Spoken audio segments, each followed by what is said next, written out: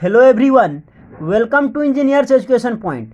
इस वीडियो में हम लोग क्लेस्ट्रॉन और टू कैविटी क्लेस्ट्रॉन एम्पलीफायर को पढ़ेंगे। तो क्लेस्ट्रॉन क्या है?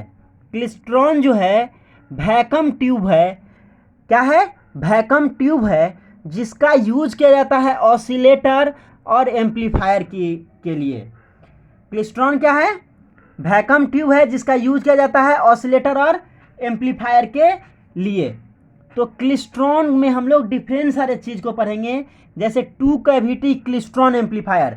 इसमें नाम से क्लियर है कितना कैविटी होगा। दो कैविटी का यूज किया जाता है, बंचर कैविटी और कैचर कैविटी, दो कैविटी का यूज किया जाता है। उसी तरह आपको क्लेस्ट्रॉन में और पढ़ना है, जैसे मल्टी कैविटी क्लेस्ट्रॉन, दो से ज़्यादा कैविटी होगा तो उसको हम लोग मल्टी कैविटी क्लेस्ट्रॉन बोलेंगे।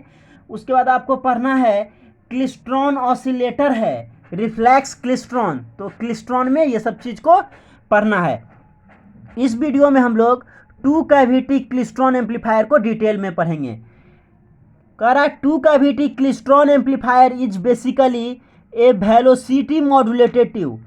टू कैविटी क्लेस्ट्रॉन एम्पलीफायर क्या है? ये वेलोसिटी मॉड्यूलेटेड ट्यूब है। क्या है? वेलोसिटी मॉड्यूलेटेड ट्यूब है। ये टू कैविटी क्लेस्ट्रॉन एम्पलीफायर का डायग्राम है।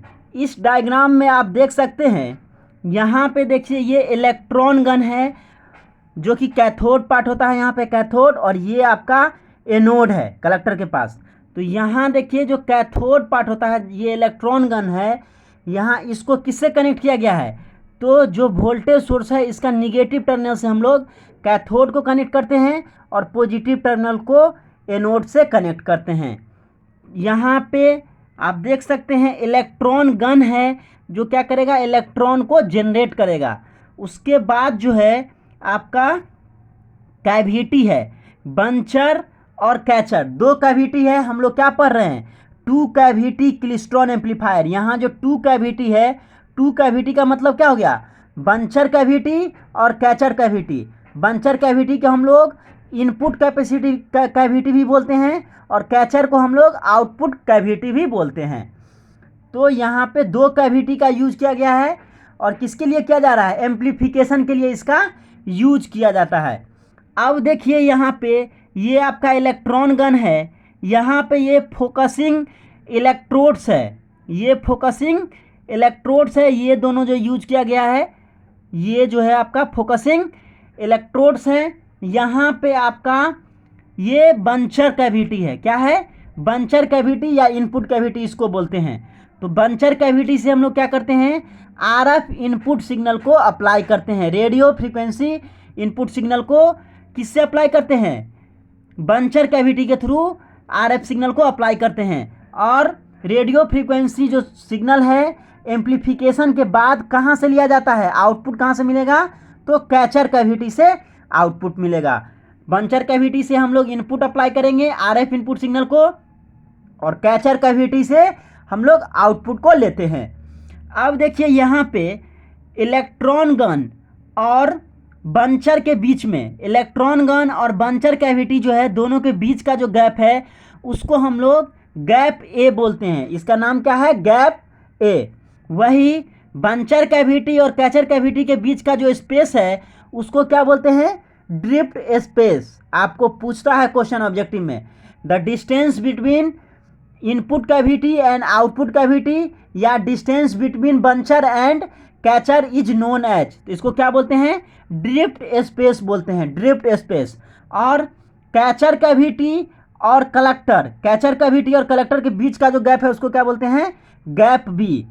इलेक्ट्रॉन गन और बंचर के बीच के गैप को गैप ए बोलते हैं। बंचर और कैचर के बीच का जो गैप होगा उसको ड्रिफ्ट स्पेस बोलते हैं। और कैचर और कलेक्टर के बीच का जो गैप है उसको गैप बी बोलते हैं। यहाँ से जब आप वोल्टेज अप्लाई करते हैं, जो वोल्टेज अप्लाई करते हैं तो यहाँ से जो इलेक्ट्रॉन है वो क्या होगा? इलेक्ट्रॉन गन से इमिट करना शुरू करेगा और ये इमिट करके क्या होगा? यहाँ से पास करेगा। इलेक्ट्रॉन इमिट करना शुरू करेगा।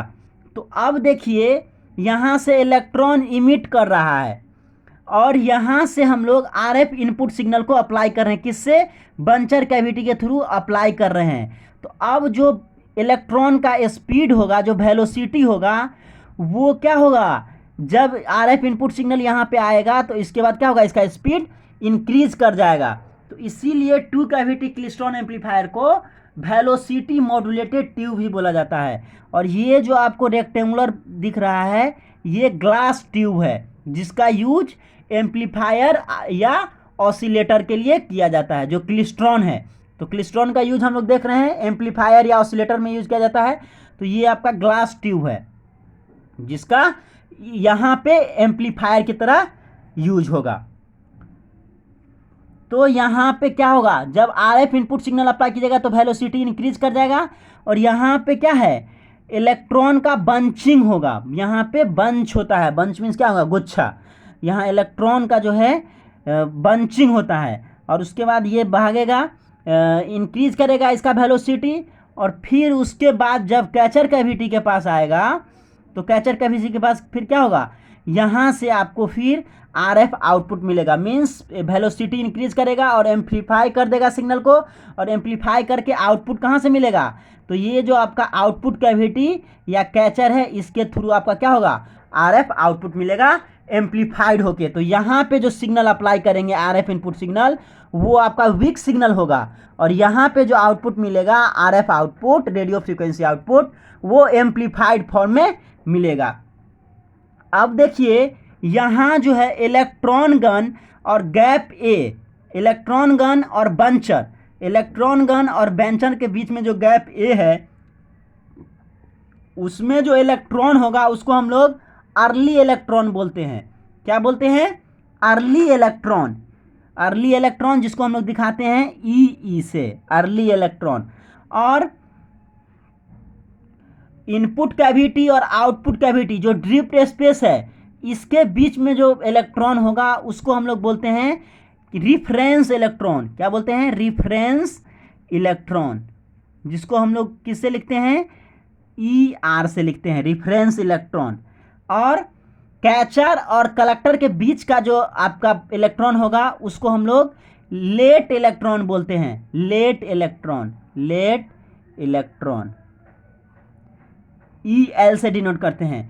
तो इलेक्ट्रॉन गन और बंचर के बीच का जो इलेक्ट्रॉन होगा उसको हम लोग अर्ली इलेक्ट्रॉन बोलते हैं, ई से डिनोट करते हैं, अर्ली इलेक्ट्रॉन, जिसको हम लोग ई से डिनोट करते हैं। बंचर कैविटी और कैचर कैविटी के बीच का जो इलेक्ट्रॉन होगा उसको रेफरेंस इलेक्ट्रॉन बोलते हैं, ई आर से डिनोट करते हैं। और कैचर कैविटी और कलेक्टर के बीच का जो इलेक्ट्रॉन होगा उसको हम लोग लेट इलेक्ट्रॉन, ई एल से डिनोट करते हैं। तो इस तरह से यहाँ से आप इनपुट अप्लाई करते हैं, आरएफ इनपुट, यहाँ से आपका इलेक्ट्रॉन आता है। जब आरएफ इनपुट सिग्नल आता है तो इसको क्या करता है, वेलोसिटी को इंक्रीज कर देता है, और यहाँ पे बंचिंग होता है, इलेक्ट्रॉन का बंचिंग होता है। और उसके बाद जो है फिर आपका एम्पलीफाइड होकर सिग्नल यहाँ पे कैचर कैविटी से आपको आउटपुट मिलता है। तो यहाँ पे वीक सिग्नल आता है और यहाँ पे आपको एम्पलीफाइड होके आरएफ रेडियो फ्रीक्वेंसी सिग्नल प्राप्त होता है। तो इस तरह से टू कैविटी क्लिस्ट्रॉन एम्पलीफायर काम करता है। अगर हम लोग सीक्वेंस की बात करें तो सीक्वेंस कैसे होता है, आपको पूछ देगा what is the sequence use in two cavity klystron amplifier. तो सबसे पहले इलेक्ट्रॉन गन होता है, फिर बंचर होता है, फिर कैचर होता है, फिर कलेक्टर होता है। कलेक्टर टर्मिनल को हम लोग पॉजिटिव से कनेक्ट करते हैं बैटरी के और सप्लाई से, और निगेटिव जो है माइनस, उसको हम लोग यहाँ पे कैथोड से कनेक्ट करते हैं। अब इसका हम लोग एप्पल गेट डायग्राम देखेंगे, इसका हम लोग एप्पल गेट डायग्राम देखेंगे, जिसमें हम लोग अर्ली इलेक्ट्रॉन, रिफरेंस इलेक्ट्रॉन और लेट इलेक्ट्रॉन का वेलोसिटी देखेंगे। तो इसके बीच में जो वेलोसिटी होता है वो क्या होता है, कम होता है। ये इलेक्ट्रॉन जो इमिट होता है वो कम होता है, उसके बाद यहाँ पे इंक्रीज करता है और यहाँ पे और इंक्रीज करता है। तो रिफरेंस अर्ली इलेक्ट्रॉन का जो वेलोसिटी होगा वो क्या होगा, वो लेस होगा, भी क्या होगा, भी लेस, भी क्या होगा, लेस देन भी नॉट होगा। और रिफरेंस इलेक्ट्रॉन में क्या होगा, रिफरेंस इलेक्ट्रॉन में भी इक्वल टू भी नॉट होगा। हम लोग एप्लेट डायग्राम में और अच्छे से देखेंगे। ये इसका एप्पल गेट डायग्राम है क्लिस्ट्रॉन एम्पलीफायर का। तो इसमें हम लोग क्या देखेंगे, यहाँ पे देखिए ये आपका ईएल, ईएल क्या है, लेट इलेक्ट्रॉन, ईआर क्या है, रिफरेंस इलेक्ट्रॉन, और ई क्या है, अर्ली इलेक्ट्रॉन।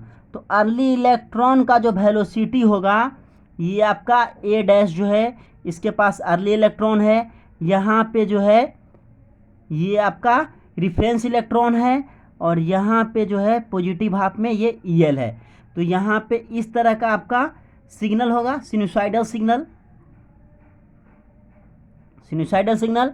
तो ये आपका हो गया अर्ली इलेक्ट्रॉन, रिफरेंस इलेक्ट्रॉन और लेट इलेक्ट्रॉन के बीच में हम लोग रिलेशन देखेंगे। तो यहाँ पे देखिए जब आपका अर्ली इलेक्ट्रॉन है तो क्या होगा, इसका वेलोसिटी v जो है लेस देन v नॉट होगा, मीन्स वेलोसिटी कम होता है। उसके बाद रिफरेंस इलेक्ट्रॉन में क्या होता है, v equal to v not, means equal velocity हो जाता है, v equal to v not. तो ये आपका रिफरेंस इलेक्ट्रॉन में इक्वल हो जाता है, और अर्ली इलेक्ट्रॉन में वेलोसिटी जो है लेस देन v नॉट से कम होता है। और लेट इलेक्ट्रॉन में क्या होता है, वेलोसिटी जो है ग्रेटर देन v नॉट होता है। तो ये लेट इलेक्ट्रॉन जो है, लेट इलेक्ट्रॉन ये किसके बीच में होता है, ये आपका कैचर और कलेक्टर के बीच में जो होता है इलेक्ट्रॉन, उसको हम लोग लेट इलेक्ट्रॉन बोलते हैं। रिफरेंस इलेक्ट्रॉन हो गया, बंचर कैविटी और कैचर कैविटी के बीच का जो इलेक्ट्रॉन होगा उसको हम लोग रिफरेंस इलेक्ट्रॉन बोलेंगे, और इलेक्ट्रॉन गन और बंचर के बीच का जो इलेक्ट्रॉन होगा उसको हम लोग अर्ली इलेक्ट्रॉन बोलते हैं। तो अर्ली इलेक्ट्रॉन में क्या हो गया, v less than v naught, reference electron का v equal to v naught, और अर्ली और लेट इलेक्ट्रॉन में v greater than v naught होता है। और ये देखिए आपका position of gap A, diagram जो देखे थे वहाँ पे गैप ए था, कहाँ पे, बंचर कैविटी के पास था, और गैप बी क्या था, वो आपका वो क्या था, गैप बी वो कैचर कैविटी के बाद था। तो यहाँ पे जो पोजीशन ऑफ गैप ए, यहाँ पे पोजीशन ऑफ गैप बी हो जाएगा, गैप बी का पोजीशन। तो यहाँ पे दोनों के बीच का जो डिस्टेंस है बंचर कैविटी और कैचर कैविटी, जिसको हम लोग ड्रिफ्ट स्पेस बोलते हैं, तो ये आपका ड्रिफ्ट स्पेस हो गया। और यहाँ पे आपको एप्लेट डायग्राम में यही चीज़ को दिखाना है। एप्लेट डायग्राम में आपको सिनुसाइडल वोल्टेज ले लेंगे, और फिर जो है आपको लेट इलेक्ट्रॉन, अर्ली इलेक्ट्रॉन और रिफरेंस इलेक्ट्रॉन को दिखाना है। देखिए तो यहाँ पे ये ईएल हो गया, ईआर हो गया और ई हो गया। तो लेट इलेक्ट्रॉन में क्या है, लेट इलेक्ट्रॉन क्या हो जाएगा, v जो है greater than v naught. Early electron में क्या हो गया, v equal to v naught, v equal to v naught. और अर्ली इलेक्ट्रॉन में क्या हो जाएगा, v जो है लेस देन v नॉट। इस तरह से आपको डायग्राम को बना देना है, ये वाला डायग्राम, एप्लेट डायग्राम पूछेगा तो इस वीडियो में हम लोग देखे क्लिस्ट्रॉन क्या होता है और टू कैविटी क्लिस्ट्रॉन एम्पलीफायर। अगर इसका इफ़िशियंसी को बढ़ाना है, और तो इफ़िशियंसी के बढ़ाने के लिए क्या करेंगे, हम लोग कैविटी के संख्या को बढ़ा देंगे। यहाँ पे टू कैविटी है और आपको इफ़िशियंसी बढ़ाना है, उसका एम्प्लीफिकेशन को इंक्रीज करना है, तो क्या करेंगे, कैविटी को इंक्रीज कर देंगे। तो उसके लिए फिर मल्टी कैविटी क्लिस्ट्रॉन एम्पलीफायर आता है। Thank you for watching this video, thank you so much.